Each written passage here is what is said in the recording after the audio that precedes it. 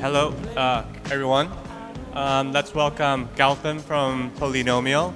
Polynomial was doing some option stuff, but today Gautham's here to present something pretty new, and it's about PowerPerp. So, welcome. Hey everyone, I'm Gautham. So I'm from Polynomial. We're like a DeFi derivative powerhouse. So we do primarily two things at the moment. One is like we have perps, like an on-chain perps. It's built on top of synthetics. And secondly, we have Earn, which is like a on-chain option vault. We were the first fully on-chain option vault, and we've been doing it for a year. And then after doing it for a year, we realized options probably won't work on-chain. So, and then the conclusion of what might be a potential product that options are trying to solve is the main thing that we're going to talk about. What the problem is that it's very simple. Crypto is too volatile, and most of you go into different products in DeFi, and you want to hedge the convexity of the product, right? Convexity is there if you put money in Uniswap V3. Most of the crypto native products have a certain level of convexity, and you want to hedge it. And so you want to do primarily two things. One is like you want to get dynamic leverage, as many speakers before said. Dynamic leverage is if you are right, your profit goes up a lot, and if you are wrong, your losses are like minimally capped, right? And so the first thing like everybody looked into was like, why don't we just take options? They are from traditional finance. It's well understood. There is like Nobel Prize winning papers written about it. Why don't we just like take options and bring it into on-chain? And that's what like most people did. So this is like the adoption of options on-chain. And you can see like this is 2020. It's been 3 billion and it has never gone up after that. It's like after that bull market, like nobody really went into. I mean, you'll think like it's like a lot of volume, but if you compare it with futures, which is doing like $1 trillion, it's kind of like not as much popular. And the main thing is like the futures on chain are very different from futures that are like in the traditional finance, and they are perpetual futures, meaning they have no expiration. And this expiration plays a role very much in DeFi. And you can see that one more thing about the option adoption is that most of the usage is still happening off-chain, right? Like it happens in Deribit and all those things. And even in a very, like what do you say, like an order book, we still consider order books as one of the most efficient ways to match orders and all those things. And even there, the adoption is like still lower. So there are like two major things, like I think like where the growth of the options is like not very good. One of them is expiry. So if you look at crypto in general, most of the instruments which have expiry related to it don't have much adoption. So you can look at fixed lending, which is very simple, but it has like much smaller than like variable lending. I mean, it's obvious. And then there is like futures, fixed futures. They don't really have any adoption.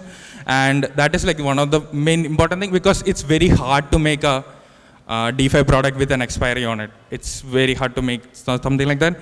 And the second thing is like crypto is very unpredictable. Like we've been selling options for like a very long time.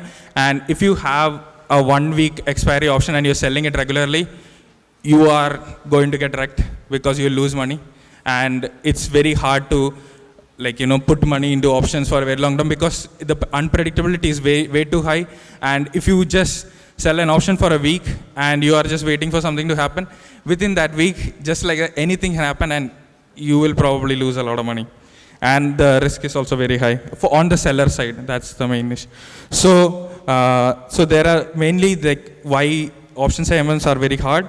First is like the spreads are very high. Like it's almost all the time more expensive than the off-chain counterparties. And the risk for being an LP for an AMM is way too high, because most of the time you will be making like 1-2% and 1 week you lose 20% of the capital, and it just happens. So it doesn't make sense in a practical scenario. And so the traders are not happy because they are getting shitty prices. The LPs are not happy because they are taking unwanted risk and they are not doing that well. So there are like some ways people are mitigating it. There are like so many people doing like a layer 2 order books. to make like options happen similar to Terbit and all. And that's like going away from the AMM model, but essentially like AMM models are not doing well with options. So I just want to bring back an analogy. This is like when printing started. What we did was we took existing things that were there. Like for example, the first thing we printed was like Bible, right? So we took something that already existed and we made the same thing using printing. So it was a new technology and then we implemented the same thing. So, or like newspapers, magazines and all those things. And after hundreds of years, the real innovation that came from printing was like people could spread ideas faster, such as like Newton wrote Principia and all those things. So it similarly happens everywhere. Like when we started internet, most of the things that were built on top of internet were things that were just copy pasted as a retail thing. So similarly, like things are happening in DeFi already. Like if you see like Uniswap is something that doesn't exist. So we are majorly like looking into PowerPerps. So PowerPerps are generally ETH square, BTC square, etc. So essentially, like every time like ETH price goes up by $2, it will go up by $4. Similarly, like an X square. So if ETH price doubles, ETH square goes by 4x, and it works similar to how perps work. It uses a funding rate. And so here there are like majorly two advantages. One is like you get dynamic leverage because your curve is a simple X square curve.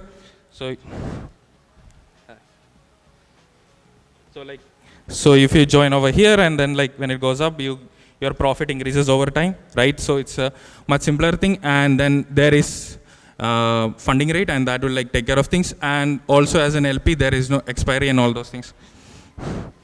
So like for a simple example, like so if ETH goes up by $2, like ETH square goes up by $4, and if ETH goes up by $3, it will go up by $9. So it's not really cheap. So you need to pay a funding rate regularly, like kind of like how you do a data future. So this is like a idea like a year old. I think Open was the first team to like come up with paradigm, come with PowerPerps, but like they were trading on Uniswap v3. So what we majorly focus on, how do we design a AMM specifically for PowerPerps? Because if you put liquidity in a Uniswap v3, you are in a, the payoff becomes very complicated, and for shorting and all those things are generally easy. So when we looked into PowerPerps AMM, so we wanted to look into two main things. One is like how do we make a delta neutral AMM, and how do we make the payoff predictable? Because if you look at Uniswap, like when you put money, you know at what range you will make what profit and all. And that predictability is lacking in options. So similarly, like PowerPerps, like we came with it. So delta hedging. Just to give an example, give an idea of what delta hedging is, that so whenever a person trades, the AMM takes the opposite side of the trade, right? So the delta hedge means that when you just figure out what is the delta of the trade and then do the perp on the opposite side so that the delta of the pool remains the same. Just to give an idea of what delta is basically a rate of change of the derivative with respect to the underlying asset. So essentially it's just taking a differentiation with ETH.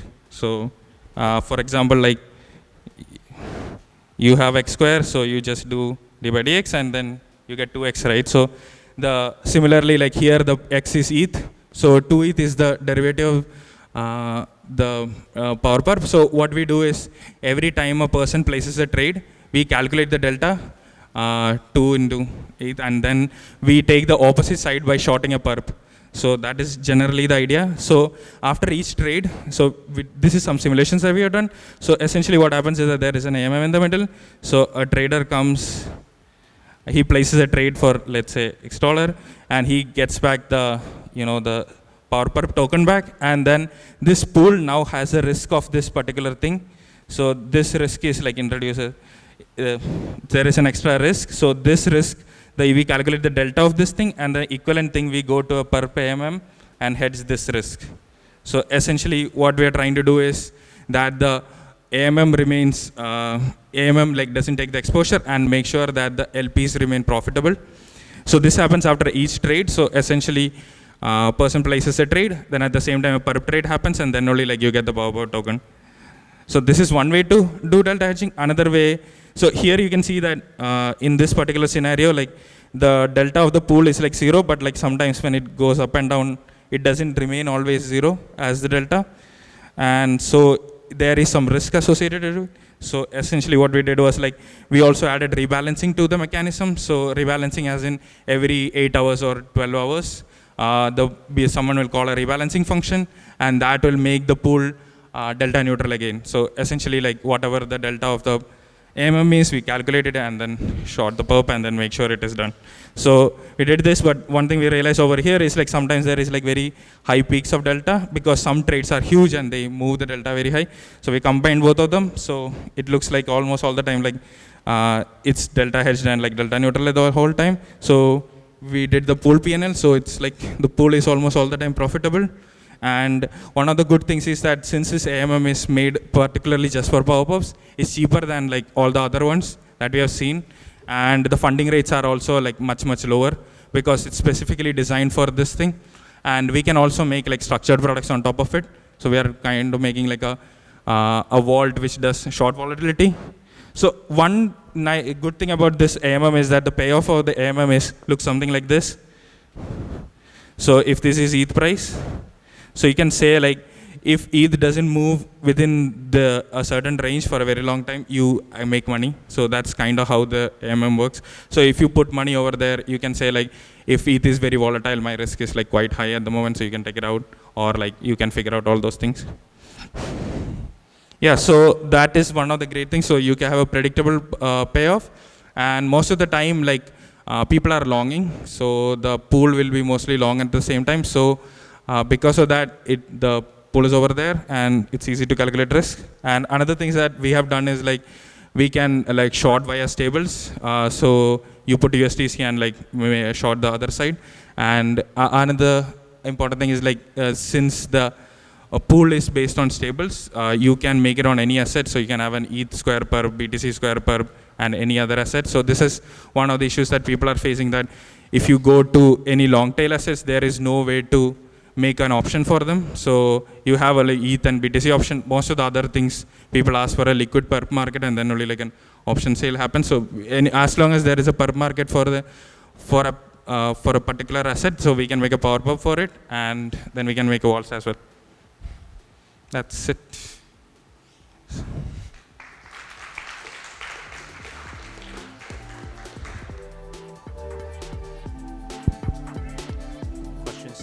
Questions number. Hi. I had I was okay about two questions. The first is, who do you see as the sort of, in DeFi specifically, who do you see as like the primary users of this kind of product? And then the other question is, so obviously Open launched Squeeze like I think over a year ago now maybe, and I was kind of curious as to whether you think the only reason that didn't necessarily complete take off was because they're on an L1, or if there's some other reason that they didn't take off. Yeah, so can you repeat the first question again? In DeFi specifically, as it currently is, who do you think the users are of PowerPerps? Are there users of PowerPerps in DeFi specifically? As in, who do you think those users are? Like, yeah, I mean like most of people in DeFi used to speculate, right? So one of the advantages is that you don't get liquidated. So this is an instrument where you can like long and you don't get liquidated. So those kind of people are there. But in Open's case, the major issues were like, first, it's on mainnet. So perps don't work on mainnet, like normal perps. I don't know why they expected like power perps to work on mainnet. It's essentially the same thing. It's just like a little bit of different payoff, right? And the second thing is like, you are on mainnet. You made like $50 in profit. You don't want to close it, because the gas is $60, right? That's also there. And also you cannot like go after, like, you don't have fast on-chain oracles. So one of the things that we have done is we use Pyth's oracle, and that is like, that updates really fast. So you get like really good price movements. So when you're on mainnet, you get very bad pricing and all those things. So all those things mitigate away. So those are like one of the other things. And then one of the main things is like shorting. Like for any instrument to take off, there should be both sides, right? Buying and selling. So the selling side for Squeeze is in ETH. So if you are shorting ETH square with ETH, the payoff is very weird. It's very hard for a person to like think about. That's one of the things that we have worked on. Like we made the shorting happen with stables. So it's more of like, you kind of know how it works, like with the back of the mind. Are you concerned about the collateral requirements for shorting something like squeeze? Yeah, it works similar to like how you do in Aave, right? Like you put some capital and then you borrow against it. Like you have. Oh no, there will be no capital requirement. You can do it any amount.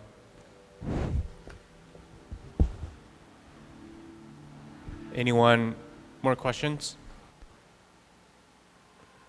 If no, let's have a 30 minutes break, and we will come back with more math about perps and AMMs.